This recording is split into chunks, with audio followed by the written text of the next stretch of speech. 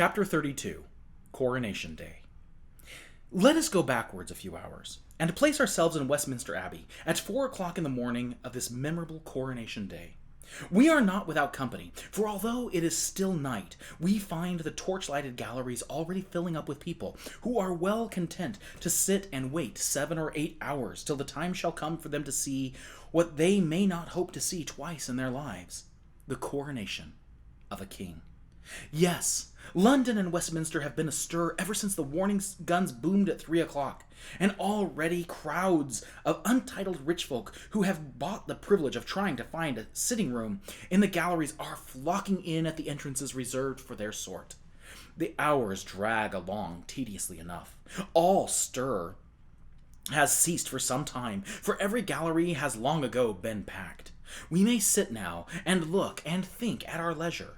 We have glimpses here and there and yonder, through the dim cathedral twilight, of portions of many galleries and balconies, wedged full with other people, the other portions of these galleries and balconies being cut off from sight by intervening pillars and architectural projections. We have in view the whole of the great north transept, empty and waiting for England's privileged ones. We see also the ample area or platform carpeted with rich stuffs, whereon the throne stands. The throne occupies the center of the platform, and is raised above it upon an elevation of 4 steps. Within the seat of the throne is enclosed a rough flat rock, a stone of scone, which many generations of Scottish kings sat on to be crowned. So it in time became holy enough to answer a like purpose for English monarchs. But the throne and its footstool are covered with cloth of gold. Stillness reigns. Torches blink dully. The time drags heavily. But at last the lagging daylight asserts itself. The torches are extinguished, and a mellow radiance suffuses the great spaces. All features of the noble building are distinct now, but soft and dreamy, for the sun is lightly veiled with clouds. At 7 o'clock, the first break in the drowsy monotony occurs, for on the stroke of this hour, the first peeress enters the transept, clothed like Solomon for splendor, and is conducted to her appointed place by an official clad in satins and velvets, whilst a duplicate of him gathers up the lady's long train, follows after her, and when the lady is seated, arranges the train across her lap for her. He then places her footstool according to her desire, after which he puts her coronet where it will be convenient to her hand when the time comes for the simultaneous coroneting of the nobles shall arise.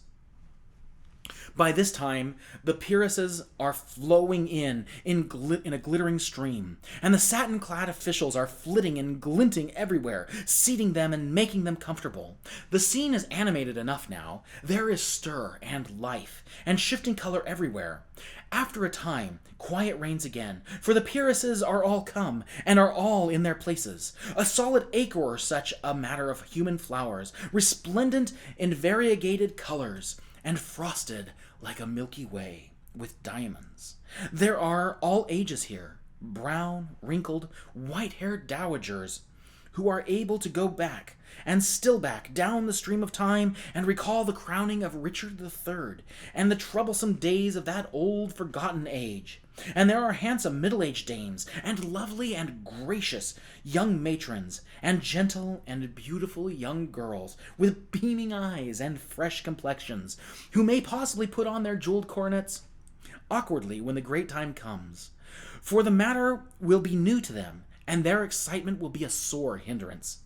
Still, this may not happen, for the hair of all these ladies has been arranged with a special view to the swift and successful lodging of the crown in its place when the signal time comes. We have seen that this massed array of peeresses is sewn thick with diamonds, and we also see that it is a marvelous spectacle. But now we are about to be astonished in earnest. About 9, the clouds suddenly break away, and a shaft of sunshine cleaves the mellow atmosphere and drifts slowly along the ranks of ladies, and every rank it touches flames into a dazzling splendor of many-colored fires, and we tingle to our fingertips with the electric thrill that is shot through us by the surprise and the beauty of the spectacle. Presently, a special envoy from some distant corner of the Orient, marching with the general body of foreign ambassadors, crosses this bar of sunshine, and we catch our breath. The glory that streams and flashes and palpitates about him is so overpowering, for he is crusted from head to heel with gems, and his slightest movement showers a dancing radiance all around him. Let us change the tense for convenience. The time drifted on. 1 hour, 2 hours, 2 hours and a half. Then the deep booming of artillery told that the king and his grand procession had arrived at last, so the waiting multitude rejoiced. All knew that a further delay must follow, for the king must be prepared and robed for the solemn ceremony. But this delay would be pleasantly occupied by the assembling of the peers of the realm in their stately robes. These were conducted ceremoniously to their seats, and their coronets placed conveniently at their hands. Meanwhile, the multitude in the galleries were alive with interest, for most of them were beholding for the first time dukes, earls, and barons, whose names had been historical for 500 years. When all were finally seated, the spectacle from the galleries and all the coigns of vantage were complete, a gorgeous one to look upon and to remember. Now the robed and mitred great heads of the church and their attendants filed in upon the platform and took their appointed places. These were followed by the Lord Protector and other great officials, and these again by the still-clad detachment of the guard.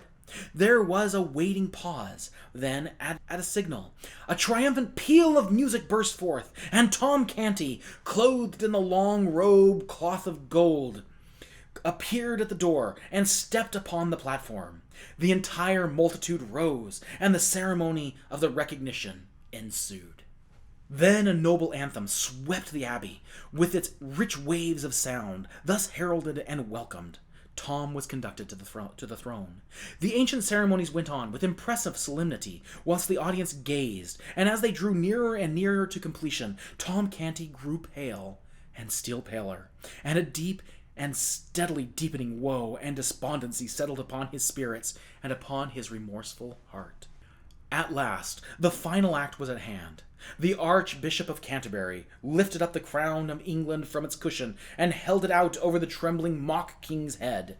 In the same instant, a rainbow radiance flashed upon the spacious transept, for with one impulse every individual in the great concourse of nobles lifted up a coronet and poised it over his or her head, and paused in that attitude. A deep hush pervaded the abbey. At this impressive moment, a startling apparition intruded upon the scene, an apparition observed by none in the absorbed multitude until it suddenly appeared, moving up the great central aisle. It was a boy, bareheaded, ill-shod, and clothed in coarse, plebeian garments that were falling to rags. He raised his hand with a solemnity which ill comported with his soiled and sorry aspect, and delivered this note of warning. "I forbid you to set the crown of England upon that forfeited head. I am the king."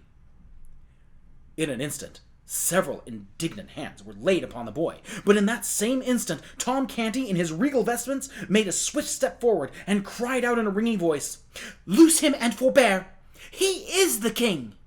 A sort of panic of astonishment swept the assemblage, and they partly rose in their places and stared in a bewildered way at one another and at the chief figures in the scene, like persons who wondered whether they were awake and in their senses, or asleep and dreaming. The Lord Protector was as amazed as the rest, but quickly recovered himself, and exclaimed in a voice of authority, "Mind not his majesty. His malady is upon him again. Seize the vagabond!" He would have been obeyed, but the mock king stamped his foot and cried out, "On your peril, touch him not! He is the king!" The hands were withheld. A paralysis fell upon the house. No one moved. No one spoke. Indeed, no one knew how to act or what to say in so strange and surprising an emergency. While all minds were struggling to right themselves, the boy moved steadily forward with high port and a confident mien. He had never halted from the beginning, and while the tangled minds still floundered helplessly, he stepped upon the platform, and the mock king ran with a glad face to meet him, and fell on his knees before him, and said, "Oh, my lord the king, let poor Tom Canty be first to swear fealty to thee, and say, 'Put on thy crown, and enter into thine own again.'"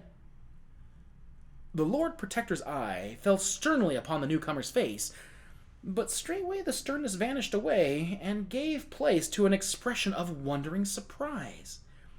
This thing happened also to the other great officers. They glanced at each other and retreated a step by a common and unconscious impulse. The thought in each mind was the same. What a strange resemblance. The Lord Protector reflected a moment or two in perplexity, then he said with grave respectfulness, "By your favor, sir, I desire to ask certain questions which—" "I will answer them, my lord." The Duke asked him many questions about the court, the late king, the prince, the princesses. The boy answered them correctly and without hesitating. He described the rooms of state in the palace, the late king's apartments, and those of the Prince of Wales. It was strange. It was wonderful. Yes, it was unaccountable. So all said that heard it. The tide was beginning to turn, and Tom Canty's hopes to run high, when the Lord Protector shook his head and said, "It is true, and it is most wonderful, but it is no more than our lord the king likewise can do." This remark, and this reference to himself as still the king, saddened Tom Canty, and he felt his hopes crumbling from under him. "These are not proofs," added the Protector. The tide was turning very fast now, very fast indeed, but in the wrong direction. It was leaving poor Tom Canty stranded on the throne and sweeping the other out to sea. The Lord Protector communed with himself, shook his head. The thought forced itself upon him. "It is perilous to the state and to us all to entertain so fateful a riddle as this. It could divide the nation and undermine the throne." He turned and said, "Sir Thomas, arrest this—" "No. Hold." His face lighted, and he confronted the ragged candidate with this question. "Where lieth the Great Seal? Answer me this truly, and the riddle is unriddled, for only he that was Prince of Wales can so answer. On so trivial a thing hang a throne and a dynasty." It was a lucky thought, a happy thought. That it was so considered by the great officials was manifested by the silent applause that shot from eye to eye around their circle, in the form of bright, approving glances. Yes, none but the true prince could dissolve the stubborn mystery of the vanished seal. This forlorn little impostor had been taught his lesson well. But here his teachings must fail, for his teacher himself could not answer that question. Very good indeed. Now we shall be rid of this troublesome and perilous business in short order. And so they nodded invisibly and smiled inwardly with satisfaction, and looked to see this foolish lad stricken with a palsy of guilty confusion. How surprised they were, then, to see nothing of the sort happen. How they marveled to hear him answer up promptly, in a confident and untroubled voice, and say, "There is naught in this riddle that is difficult." Then, without so much as a by your leave to anybody, he turned and gave this command with the easy manner of one accustomed to doing such things. "My Lord St. John, go to my private cabinet in the palace, for none knoweth the place better than you, and close down to the floor, in the left corner remotest from the door that opens from the antechamber, you shall find in the wall a brazen nail-head. Press upon it, and a little jewel closet will fly open, which not even you know of. Nor any soul else in all the world but me and the trusty artisan that did contrive it for me. The first thing that falleth under your eye will be the Great Seal. Fetch it hither." All the company wondered at this speech, and wondered still more to see the little mendicant pick out this peer without hesitancy or apparent fear of mistake, and call him by name with such a placidly convincing air of having known him all his life. The peer was almost surprised in obeying. He even made a movement as if to go, but quickly recovered his tranquil attitude and confessed his blunder with a blush. Tom Canty turned upon him and said sharply, "Why dost thou hesitate? Hast thou not heard the king's command? Go!" The Lord St. John made a deep obeisance, and it was observed that it was significantly cautious and non-committal one. It was not being delivered at either of the kings, but at the neutral ground about halfway between the two, then took his leave. Now began a movement of the gorgeous particles of that official group, which was slow, scarcely perceptible, and yet steady and persistent. A movement such as is observed in a kaleidoscope that is turned slowly, whereby the components of one splendid cluster fall away and join themselves to another. A movement which, little by little in the present case, dissolved the glittering crowd that stood about Tom Canty, and clustered it together again in the neighborhood of the newcomer. Tom Canty stood almost alone. Now ensued a brief season of deep suspense and waiting, during which even the few faint hearts still remaining near Tom Canty gradually scraped together courage enough to glide, one by one, over to the majority. So at last Tom Canty, in his royal robes and jewels, stood wholly alone and isolated from the world, a conspicuous figure, occupying an eloquent vacancy. Now the Lord St. John was seen returning. As he advanced up the mid-aisle, the interest was so intense that the low murmur of conversation in the great assemblage died out, and was succeeded by a profound hush, a breathless stillness, through which his footfalls pulsed with a dull and distant sound. Every eye was fastened upon him as he moved along. He reached the platform, paused a moment, then moved toward Tom Canty with a deep obeisance, and said, "Sire, the seal is not there."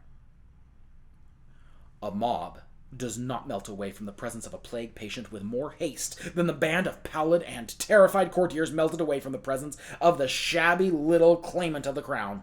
In a moment he stood alone, without friend or supporter, a target upon which was a concentrated, bitter fire of scornful and angry looks. The Lord Protector called out fiercely, "Cast the beggar into the street, and scourge him through the town. The paltry knave is worth no more consideration." Officers of the guard sprang forward to obey, but Tom Canty waved them off, and said, "Back! Whoso touches him perils his life." The Lord Protector was perplexed in the last degree. He said to the Lord St. John, "Searched you well, but it boots not to ask that. It doth seem passing strange. Little things, trifles, slip out of one's ken, and one does not think it matter for surprise. But how so bulky a thing as the seal of England can vanish away, and no man be able to get track of it again? A massy golden disc." Tom Canty, with beaming eyes, sprang forward and shouted, "Hold! That is enough! Was it round and thick? And had it letters and devices graved upon it? Yes? Oh, now I know what this great seal is that there's been such worry and pother about. And ye had described it to me. Ye could have had it 3 weeks ago. Right well I know where it lies, but it was not I that put it there first." "Who then, my liege?" asked the Lord Protector. "He that stands there, the rightful King of England, and he shall tell you himself where it lies. Then you will believe he knew it of his own knowledge. Bethink thee, my king, spur thy memory. It was the very last thing that thou didst, the day before thou didst rush forth from the palace, clothed in my rags, to punish the soldier that insulted me."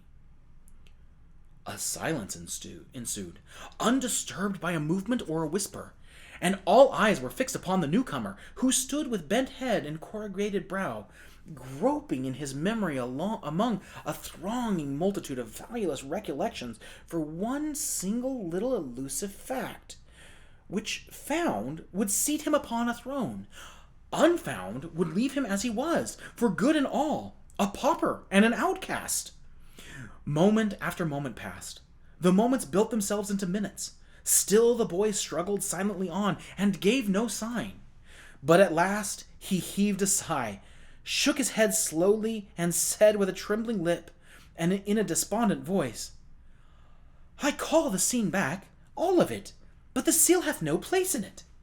He paused, then looked up, and said with gentle dignity, "My lords and gentlemen, if ye will rob your rightful sovereign of his own for lack of this evidence, which he is not able to furnish, I may not stay ye, being powerless, but—" "Oh, folly, madness, my king!" cried Tom Canty in a panic. "Wait! Think! Do not give up! The cause is not lost, nor shall be either. List to what I say. Follow every word. I am going to bring that moment back, every hap just as it happened. We talked. I told you of my sisters, Nan and Bet. Ah, yes, you remember that? And about mine old grandam, and the rough games of the lads of Awful Court. Yes, you remember these things also very well. Follow me still. You shall recall everything. You gave me food and drink, and did with princely courtesy send away the servants, so that my low breeding might not shame me before them. Ah, yes, this you also remember. As Tom checked off his details, and the other boy nodded his head in recognition of them, the great audience and the officials stared in puzzled wonderment. The tale sounded like true history, yet how could this impossible conjunction between a prince and a beggar boy have come about? Never was a company of people so perplexed, so interested, and so stupefied before. For a jest, my prince, we did exchange garments. Then we stood before a mirror, and so alike were we that both said it seemed as if there had been no change made. Yes, you remember that. Then you noticed that the soldier had hurt my hand. Look, here it is. I cannot yet even write with it. The fingers are so stiff. At this your highness sprang up, vowing vengeance upon that soldier, and ran towards the door. You passed a table. That thing you call the seal lay on that table. You snatched it up, and looked eagerly about, as if for a place to hide it. You caught sight of... There! 'Tis sufficient, and the good God be thanked, exclaimed the ragged claimant, in a mighty excitement. Go, my good St. John. In an arm-piece of the Milay's armor that hangs on the wall, thou shalt find the seal. Right, my king, cried Tom Canty. Now the sceptre of England is thine own, and it were better for him that would dispute it than he had been born dumb. Go, my Lord St. John, give thy feet wings. The whole assemblage was on its feet now, and well nigh out of its mind with uneasiness, apprehension, and consuming excitement. On the floor and on the platform a deafening buzz of frantic conversation burst forth, and for some time nobody knew anything, or heard anything, or was interested in anything but what his neighbor was shouting into his ear, or he was shouting into his neighbor's ear. Time, nobody knew how much of it, swept by unheeded and unnoted. At last a sudden hush fell upon the house, and in that same moment St. John appeared upon the platform, and held the great seal aloft in his hand. Then such a shout went up, Long live the true king! For 5 minutes the air quaked with shouts and the crash of musical instruments, and was white with a storm of waving handkerchiefs, and through it all a ragged lad, the most conspicuous figure in England, stood, flushed and happy and proud, in the center of the spacious platform, with the great vassals of the kingdom kneeling around him. Then all rose, and Tom Canty cried out, Now, O king, take these regal garments back, and give poor Tom, thy servant, his shreds and remnants again. The Lord Protector spoke up. Let the small varlet be stripped and flung into the tower. But the new king, the true king, said, I will not have it so. But for him I had not got my crown again. None shall lay a hand upon him to harm him. And as for thee, my good uncle, my lord protector, this conduct of thine is not grateful toward this poor lad, for I hear he hath made thee a duke. The protector blushed. Yet he was not a king. Wherefore what is thy fine title now worth? Tomorrow you shall sue to me, through him, for its confirmation, else no duke, but a simple earl shalt thou remain. Under this rebuke, his grace, the Duke of Somerset, retired a little from the front for the moment. The king turned to Tom and said kindly, My poor boy, how was it that you could remember where I hid the seal when I could not remember it myself? Ah, my king, that was easy, since I used it divers days. Used it? Yet could not explain where it was? I did not know that it was that they wanted. They did not describe it, your majesty. Then, how used you it? The red blood began to steal up into Tom's cheeks, and he dropped his eyes and was silent. Speak up, good lad, and fear nothing, said the king. How used you the great seal of England? Tom stammered a moment in pathetic confusion, then got it out. To crack nuts with. Poor child. The avalanche of laughter that greeted this nearly swept him off his feet. But if a doubt remained in any mind that Tom Canty was not the King of England, and familiar with the august appurtenances of his royalty, This reply disposed of it utterly. Meantime, the sumptuous robe of state had been removed from Tom's shoulders to the king's, whose rags were effectually hidden from sight under it. Then the coronation ceremonies were resumed. The true king was anointed, and the crown set upon his head, whilst cannon thundered the news to the city, and all London seemed to rock with applause.